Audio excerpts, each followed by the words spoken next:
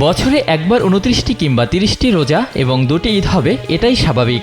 কিন্তু কখনো যদি ৩৬টি রোজা এবং ৩টি ঈদ হয় তাহলে কেমন হবে? অবাক হচ্ছেন? অবিশ্বাস্য মনে হচ্ছে?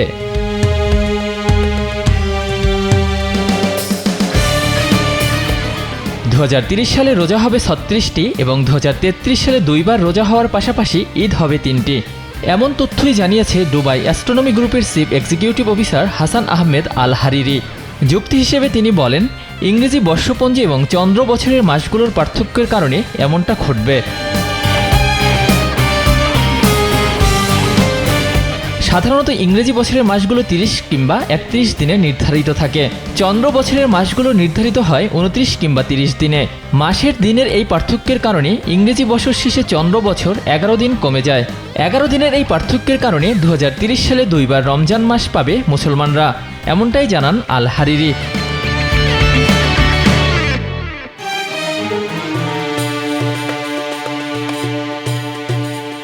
হাসান আহমেদ আল হারিরির এই তথ্যের সত্যতা পাওয়া গেছে গ্লোবাল ইসলামিক ক্যালেন্ডারেও। ক্যালেন্ডারটি বলছে ২০৩৩ সালে দুইবার পূর্ণ রমজান মাস আসবে এবং সেই সাথে বছরে মোট ৩টি ঈদ অনুষ্ঠিত হবে।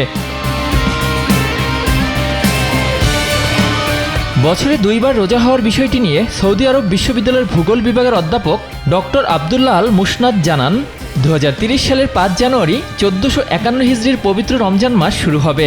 এ মাসটি ৩০ দিন পূর্ণ হবে, অর্থাৎ ফেব্রুয়ারির ৩ তারিখ শেষ হবে রমজান মাস। এ হিসাবে পবিত্র রমজান মাসে রোজা হবে ৩০টি।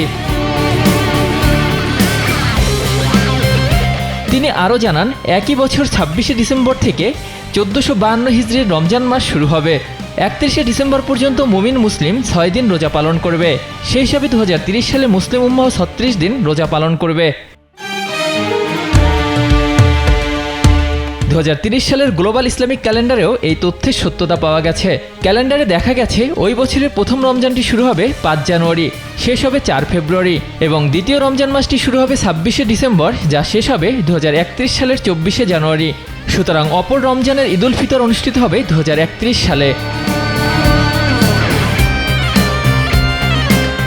বছরে দুইবার রমজান এবং ৩টি ঈদ নিয়ে ইতিমধ্যেই কৌতূহল শুরু হয়েছে মুসলমানদের মধ্যে। অনেক ধর্মপ্রাণ মুসল্লি আল্লাহর নৈকট্য লাভের সুযোগ হিসেবে দেখছেন বিষয়টিকে।